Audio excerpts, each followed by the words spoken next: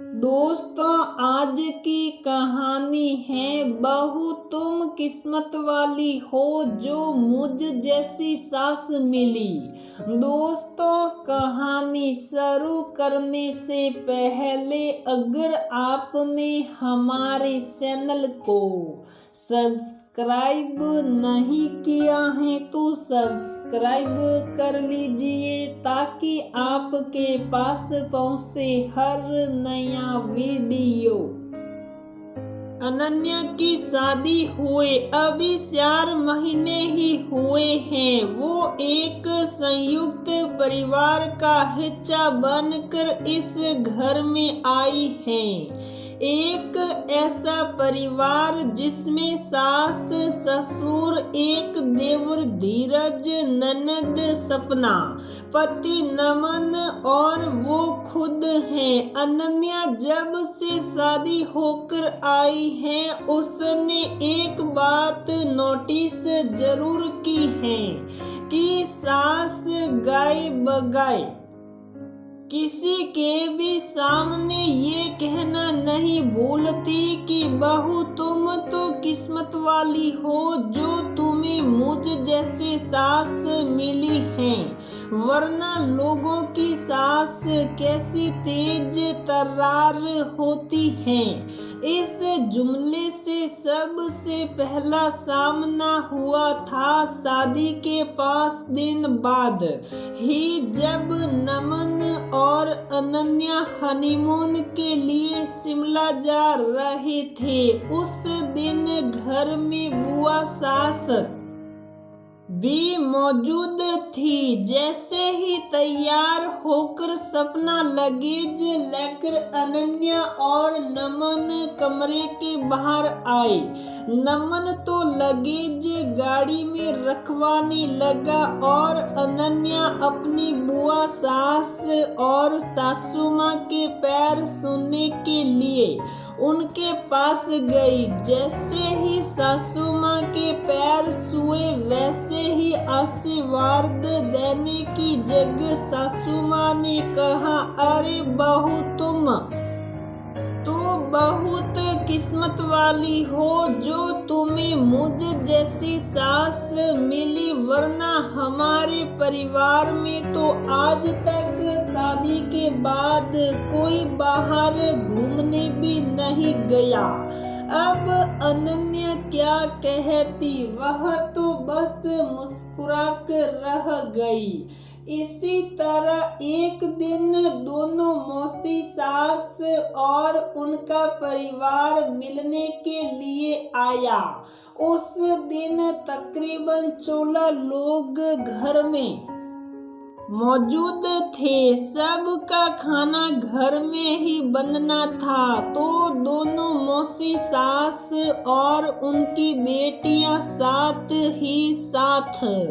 सासू माँ भी रसोई में अनन्या की मदद कराने लगी। काम करते करते हंसी ठिठोली भी चल रही थी कि अचानक काम करती करती सासू माँ ने अपना तकिया कलाम बोल ही दिया, अरे बहू तुम तो बहुत किस्मत वाली हो जो तुम्हें मुझ जैसी सास मिली, वरना सास तो ऐसी होती है कि बहू अकेली रसोई में काम करती रहती हैं और वो तो आकर झांकती भी नहीं, और अगर गलती से सास ने झांक भी लिया तो 10 कमी ही निकालेगी। सासू माँ की बात सुनकर सब लोग हंसने लगे। अनन्या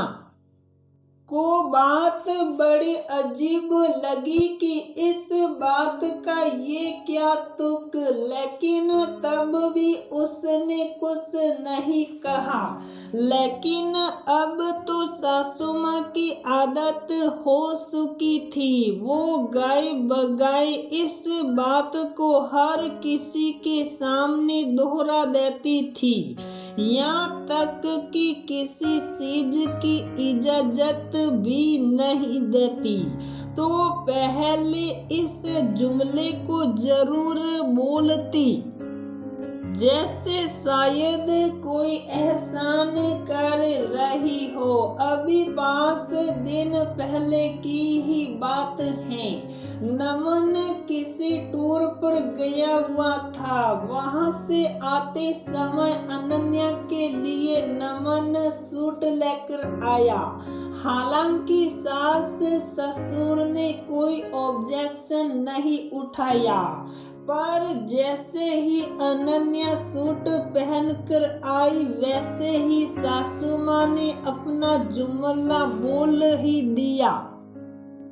अरे बहू, तुम तो बहुत किस्मत वाली हो जो तुम्हें मुझ जैसी सास मिली, वरना सास तो कभी अपनी बहू को सूट पहनने की इजाजत भी नहीं देती, बल्कि उससे लड़ने को तैयार हो जाती हैं। अब अनन्या क्या बोले, मन महसूस कर रह गई थी। मना करना था तो कर देती, इस तरह जुमला बोलने की क्या जरूरत थी। और रही बात सूट पहनने की, तो आजकल तो कई घरों में तो नॉर्मल सी बात है, जहां सास खुद बहू के लिए सूट लेकर आती है।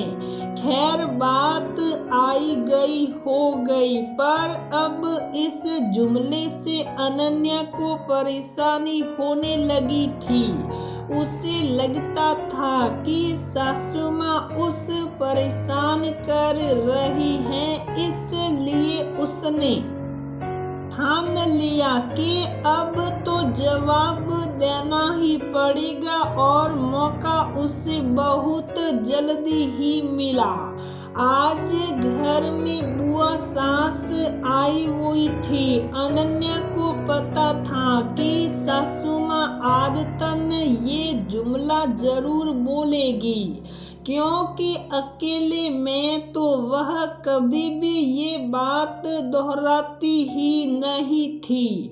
अनन्या, उसकी बुआ सास और सासू माँ तीनों हॉल में बैठकर चाय पी रहे थे। साथ ही साथ अनन्या बुआ सास से हंसी ठिठोली भी कर रही थी। यह देखकर सासू माँ ने अचानक से कहा, अरे बहू, तुम तो किस्मत वाली हो जो तुम्हें मुझ जैसी सास मिली, वरना लोग तो बहू को खूंटे से बांध कर रखते हैं। हंसना बोलना तो दूर की बात है। ऐसा बोलकर सासू माँ चाय का घूंट मुंह में लेने ही लगी थी कि अनन्या बोली, हाँ मम्मी जी, वैसे ये बात तो है कि मैं किस्मत वाली हूँ, पर आपको भी ये बात तो माननी ही पड़ेगी कि आप बहुत किस्मत वाली हो कि आपको मुझ जैसी बहू मिली है। नहीं तो कई बहुएं तो ऐसी होती हैं कि उन्हें जबरदस्ती खूंटे से बांधा जाए तो सींग मारने को तैयार हो जाती है ना बुआ जी, सही कह रही हूं ना मैं। सुनते ही बुआ जी भी मंद मंद मुस्कुराने लगी। हाँ बहू, बिल्कुल सही कहा तुमने। अपनी ननद को बहू की हाँ में हाँ मिलाते देखकर सासू माँ झिंप गई।